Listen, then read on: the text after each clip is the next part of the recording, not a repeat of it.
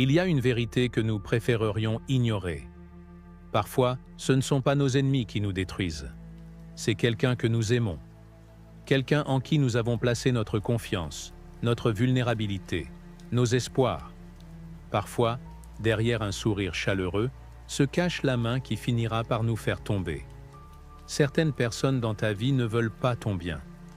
Pire encore, elles avancent masquées, patientes, stratégiques. Aujourd'hui, tu vas apprendre à les reconnaître avant qu'il ne soit trop tard. Ce que tu vas découvrir ici pourrait sauver bien plus que ta tranquillité, peut-être même ton avenir. Alors écoute attentivement, reste jusqu'au bout, car il suffit parfois d'un seul signe ignoré pour laisser s'installer un poison que rien ne pourra plus éradiquer. Tout commence par l'illusion du charme. Ce qui brille n'est pas toujours de l'or. Certains individus savent se rendre irrésistibles. Leur regard semble attentif, leur sourire sincère, leurs mots parfaitement calibrés pour flatter ton ego fatigué. Ils rient à tes blagues. Ils trouvent du génie dans chacune de tes idées. Ils te regardent comme si tu étais unique au monde. Et tu y crois. Parce que tu en as besoin. Parce que nous en avons tous besoin. Mais les stoïciens nous enseignent à ne jamais confondre éclat et substance, à observer sans désir, sans peur, avec l'œil froid de celui qui sait que le monde est plein d'illusions. Alors, prends du recul. Observe, ce charme est-il constant? Respecte-t-il ton espace ou te place-t-il sans cesse au centre d'un théâtre où tout tourne autour de lui? Lors d'une soirée, tu pourrais ressentir cette tension subtile. Ce besoin constant qu'a cette personne d'être vue, admirée. Et si tu oses lui voler un peu de lumière, même sans le vouloir, l'atmosphère se durcit, imperceptiblement. Le charme cache une soif de domination. Il y a ensuite le vide glacé. Derrière le masque chaleureux, rien. Pas de véritable empathie. Pas de véritable écoute. Tu pleures, il rit. Tu réussis, il minimise. Tu t'ouvres, il détourne ou banalise. Un vrai ami partage tes joies et porte une part de ta peine. Mais eux, non. Leur cœur est un désert. Marc Aurèle nous rappelait que l'humanité est un corps unique, relié par des fibres invisibles d'empathie et de solidarité. Ceux qui n'éprouvent pas cette compassion sont déjà, intérieurement, morts au monde. Et lorsque tu offres ton cœur à un être froid, tu récoltes le gel. Tu te sens seul, même entouré, incompris, même au sein d'une conversation. Petit à petit, ta confiance en toi s'effrite, et tu te demandes si tu mérites seulement d'être entendu. Mais ce n'est pas tout. Car ceux qui manquent d'empathie deviennent souvent maîtres dans l'art du jeu invisible. Manipulation subtile, culpabilisation sournoise, flatteries empoisonnées. Chaque mot est choisi pour te faire douter, pour te plier. Tu t'excuses de choses que tu n'as jamais faites. Tu te demandes si tu n'exagères pas, si tu n'as pas tout inventé. C'est ainsi que l'on détruit un esprit sans lever la main, avec des mots, avec des silences. Épictète nous avertissait. Ce qui trouble l'homme n'est pas l'événement, mais l'opinion qu'il s'en fait. Il ne te blesse pas directement. Il t'enseigne à te blesser toi-même. Et, puis, il y a la cage invisible, celle que tu ne vois pas se refermer sur toi. Il commence doucement, imposer le choix du restaurant, choisir ton emploi du temps, critiquer doucement tes amis, ta famille. Un petit commentaire ici, une remarque soi-disant pour ton bien là. Jusqu'à ce que tu t'aperçoives que ton cercle est devenu minuscule, que tu n'as plus personne vers qui te tourner. Tu te demandes depuis quand tu as cessé de choisir pour toi-même. Mais il est déjà presque trop tard. Le stoïcisme enseigne que ta souveraineté intérieure est sacrée, que ton libre arbitre est la seule chose qu'aucun homme, aucune femme ne doit pouvoir te retirer. Et pourtant, en cédant petit à petit, tu laisses d'autres gouverner ta vie. Et enfin, vient le voile des mensonges. Ces êtres ne vivent pas dans la même réalité que toi. Ils la tordent, la réinventent, la manipulent. Ils mentent sur leur passé. Ils mentent sur leur amour. ils mentent sur eux-mêmes. Et toi, pris dans leur monde d'ombre, tu ne sais plus ce qui est vrai. Tu ne sais plus qui croire. Tu finis même par douter de toi. Vis en accord avec la nature, disaient les stoïciens. Et vivre en accord avec la nature, c'est vivre en accord avec la vérité. Là où il y a mensonge, il n'y a que corruption et ruine. Tu pourrais penser que tout cela est exagéré, que ce sont juste des petits défauts humains. Mais non, ces comportements ne sont pas anodins. Ils détruisent ton estime de toi, ils volent ton énergie, ils dilapident ton avenir. Et il est temps d'apprendre à te protéger. Poser des limites claires. Dire non avec calme et fermeté. Répéter ses limites sans colère, sans justification. Se retirer dignement si elles ne sont pas respectées. Voilà le véritable pouvoir. Dire « Je respecte ma paix intérieure plus que ton chaos ». Dire « Je me choisis ». Rester fidèle à toi-même demandera du courage, car ils tenteront de te faire culpabiliser, de te provoquer, de te séduire à nouveau. Mais rappelle-toi, chaque fois que tu dis non à la manipulation, tu dis oui à ta liberté. Chaque fois que tu refuses de répondre à la provocation, tu renforces ton armure intérieure. Visualise chaque attaque émotionnelle comme un test. Une chance de devenir plus fort, plus lucide, plus libre.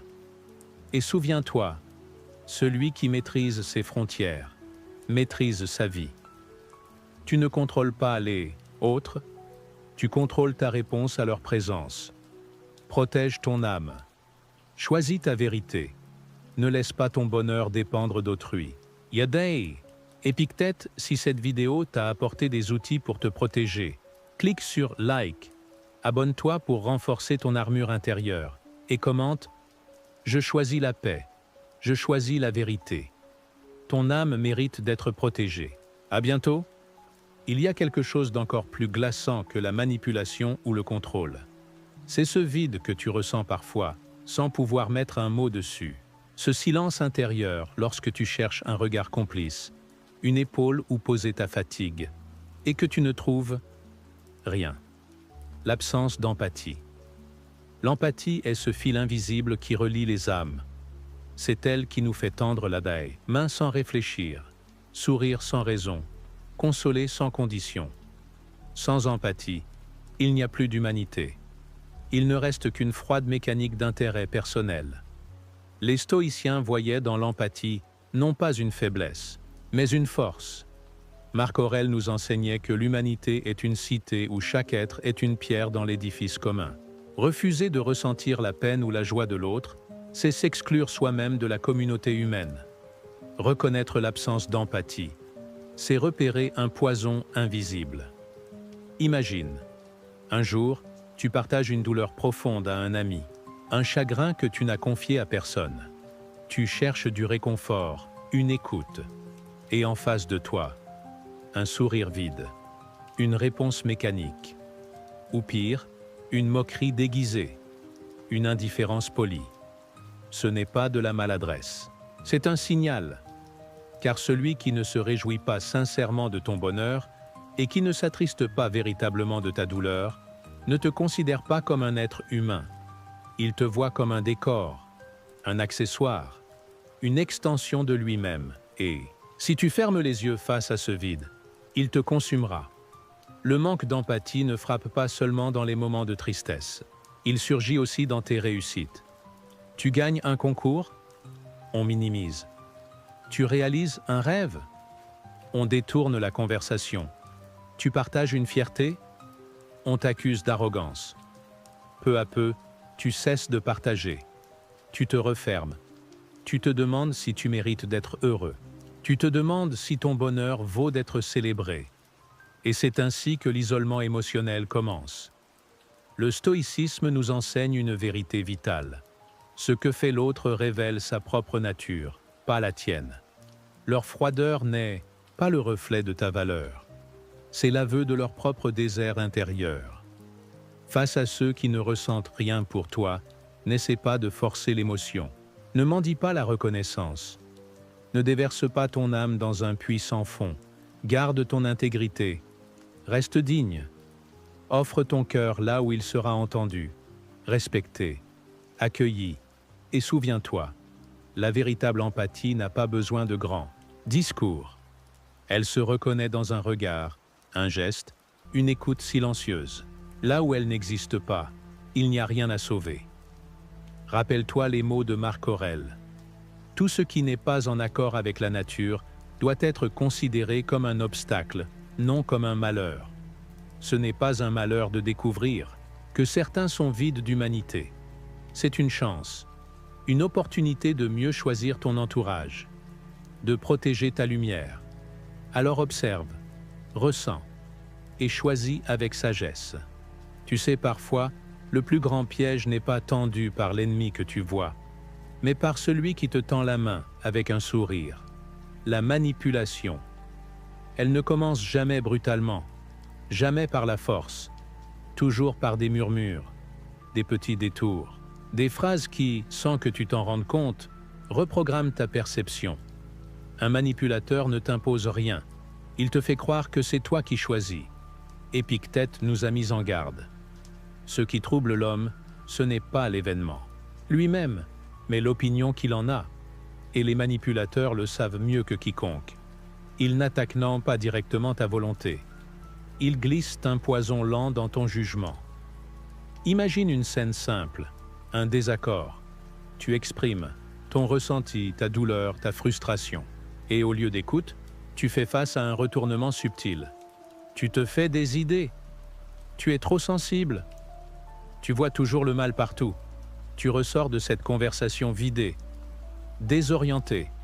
Tu commences à douter de ta mémoire, de ta logique, de ta légitimité. Tu perds tes repères, un à un, sans même comprendre comment. Ça, c'est du gaslighting. Une arme invisible et terriblement efficace. Un manipulateur peut aussi user d'une autre corde, la culpabilisation. Te faire sentir coupable de tes besoins, de tes limites, de ton existence même. Si tu m'aimais vraiment, tu ferais ceci pour moi. Après tout, ce que j'ai fait pour toi, tu oses dire non? Petit à petit, tu renonces à tes choix, à ton espace, à ta vérité. Parfois, il se part de flatterie. Il t'élève si haut, mais uniquement pour mieux contrôler ta chute. Tu es exceptionnel, mais seulement avec moi. Ils enferment ton besoin d'amour et de reconnaissance dans une cage dorée. Et toi, croyant voler, tu deviens prisonnier. Les stoïciens nous apprennent à revenir sans cesse à l'essentiel, ce qui dépend de nous, notre jugement, notre clarté intérieure, notre alignement avec la vérité. Quand quelqu'un te fait douter de toi, interroge-toi, suis-je en train de me rapprocher de la paix intérieure ou de m'en éloigner? La manipulation n'est pas toujours spectaculaire. Elle se faufile dans les détails du quotidien. Une promesse floue, une omission stratégique, un conseil intéressé. Mais il existe un signe infaillible. Après un échange avec un manipulateur, tu ne te sens jamais serein. Tu te sens vidé, confus, diminué. C'est là que ta vigilance doit devenir ton armure. Garde ton esprit clair. Remets en question non seulement ce qu'on te dit, mais l'impact que ces mots ont sur ton cœur. Un être véritablement vertueux ne te fera jamais douter de ta propre valeur pour servir ses intérêts. Rappelle-toi, la liberté est l'unique but vers lequel doivent tendre tous nos efforts. Nei. Épictète. La manipulation, elle, vise à t'enchaîner, à t'enfermer dans une cage que tu ne vois même pas. Mais toi, tu es fait pour respirer librement. Alors observe, analyse, refuse, car celui qui protège sa lucidité protège sa vie. Il y a des prisons qui n'ont ni barreaux, ni cadenas. Juste des promesses murmurées à l'oreille. Et des fils invisibles serrés autour de toi. Le contrôle ne ressemble pas toujours à un ordre crié. Parfois, il porte le masque de l'amour, de la protection, du « je veux juste ton bien ». C'est insidieux, progressif, doux au début. Un jour, tu choisis ensemble où aller dîner. Le lendemain, il choisit pour toi, puis pour vous, puis pour toi seul. Un ami, un conjoint, un parent, peu importe qui, commence à t'enlever ta capacité de décider, de penser, de respirer. Mais il le fait sous couvert de bienveillance. Je sais ce qui est mieux pour toi, et tu veux le croire. Parce que tu aimes, parce que tu veux faire confiance. Mais à force, ton monde devient minuscule. Tes goûts s'effacent. Tes opinions deviennent des concessions. Tes envies, des sacrifices. Silencieux, petit à petit, tu n'oses plus dire non. Et ce n'est jamais brutal. Jamais tout d'un coup. C'est une lente érosion de ton autonomie, tellement subtile que tu te réveilles un jour sans savoir exactement quand tu as commencé à disparaître. Marc Aurèle nous enseigne. Celui qui ne gouverne pas son âme est gouverné par autrui. Quand tu cèdes ton pouvoir de choix au nom de l'amour ou de l'harmonie, tu ouvres la porte à ceux qui confondent amour et domination. Le contrôle peut aussi prendre des formes plus perfides. L'isolement. Tes amis sont toxiques.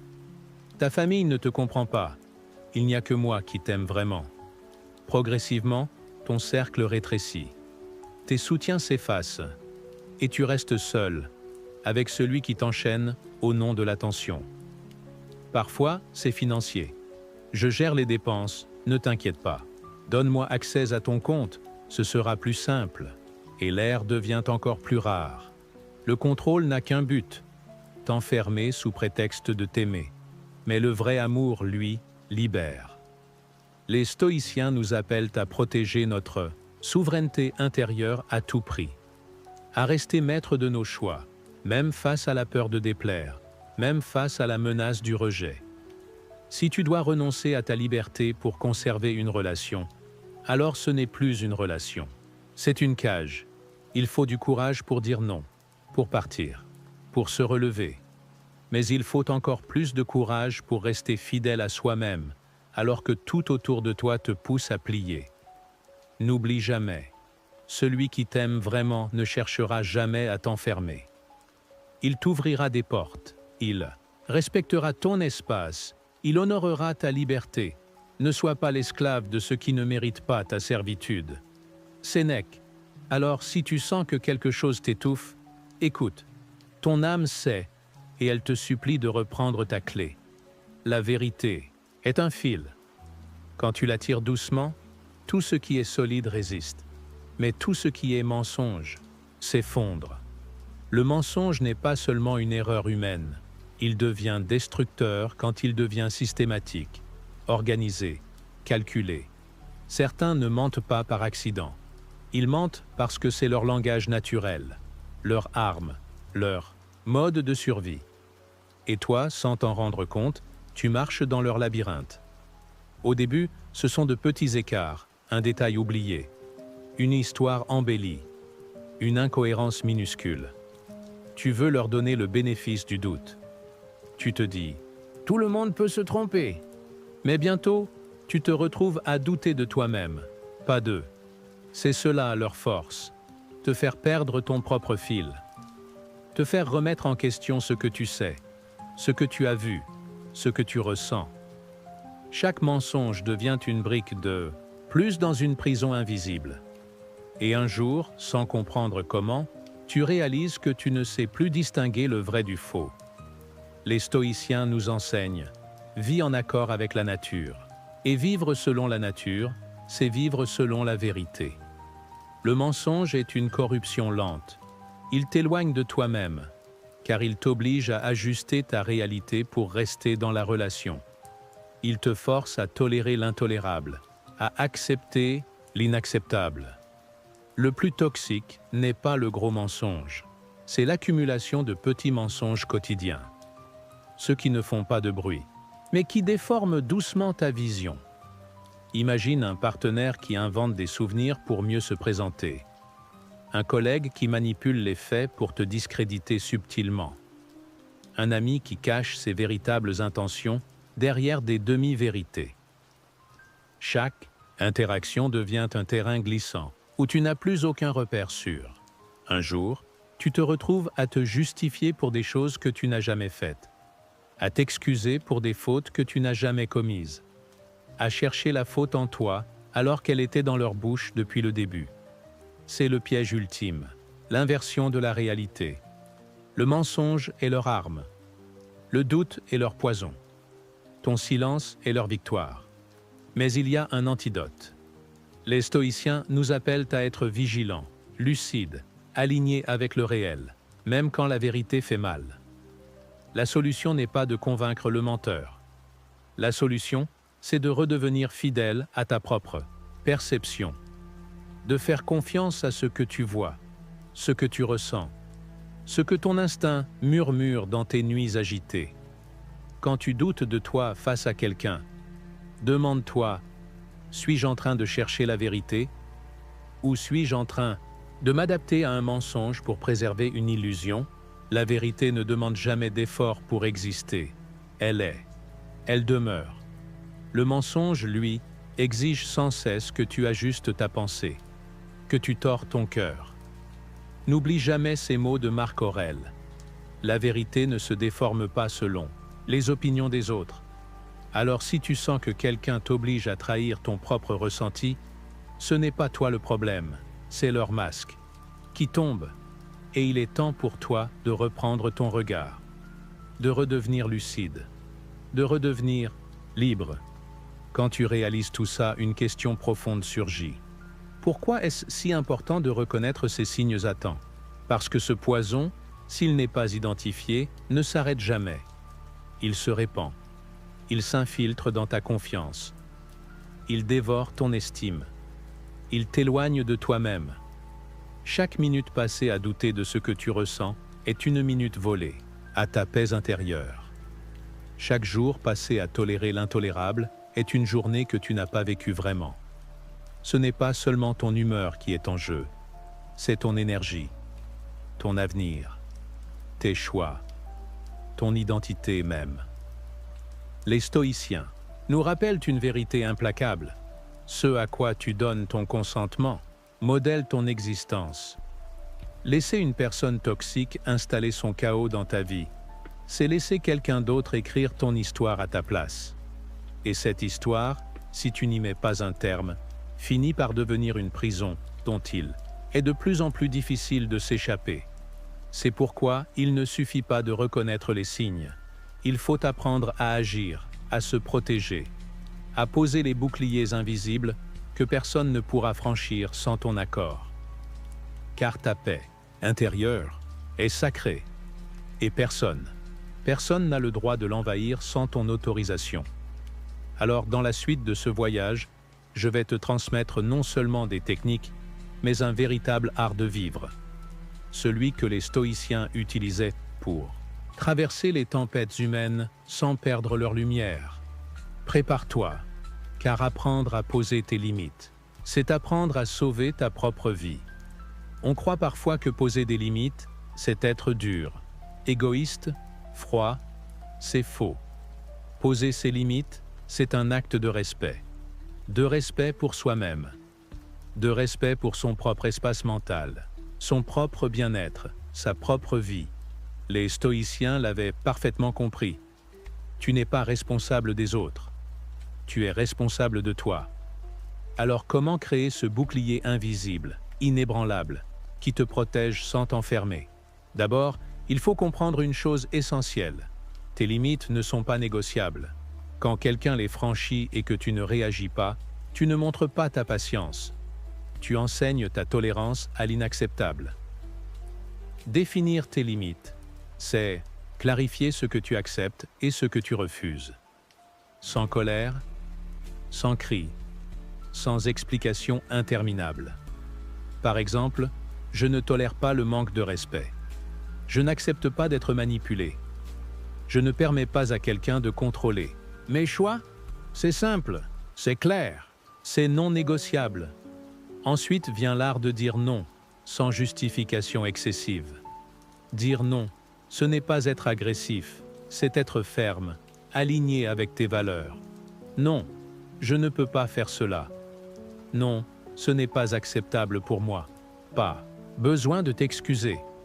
Pas besoin de te justifier pendant 10 minutes. Un simple non, dit avec calme, a plus de poids que 1000 excuses tremblantes. Mais voici la réalité. Quand tu poses une limite, certains ne vont pas l'aimer. Ils vont tester ta détermination, essayer de t'émouvoir, te culpabiliser, te faire douter. C'est ici que l'enseignement stoïcien devient vital. Rappelle-toi, tu ne contrôles pas leurs réactions. Tu contrôles uniquement ton choix de rester fidèle à toi-même. Quand ils insisteront, répète ta limite. Toujours avec calme. Quand ils dramatiseront, reste silencieux. Quand ils tenteront de t'amadouer, souviens-toi pourquoi tu as posé cette limite au départ. Et si nécessaire, éloigne-toi, sans colère, sans haine, mais avec une certitude profonde. Tu protèges ce qu'il y a de plus précieux. Ta paix intérieure. Imagine une forteresse. Chaque limite que tu poses est une pierre de plus dans ce mur protecteur. Un mur que seuls les gens dignes de ton respect et de ton énergie pourront franchir.